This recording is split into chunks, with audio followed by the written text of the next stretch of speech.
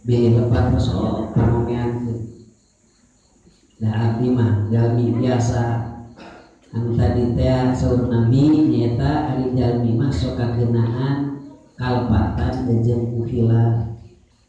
Nah eta kalepatan teh imah anu dihaja wa imah anu teu dihaja. Imah anu dihaja mana? Kadang-kadang urang sok jalma mukmin jeung mukmin, muslim jeung muslim sok aya deui bahasana teh urang sok sirik caritakeun. Eta teh dosa anu dihaja.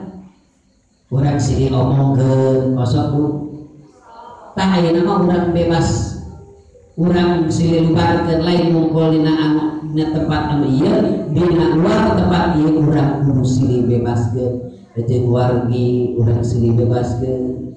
Jeung tatangi urang kudu silih bebaskeun. Urang silih lubarkeun tina masalah urang dosa anu dihaja.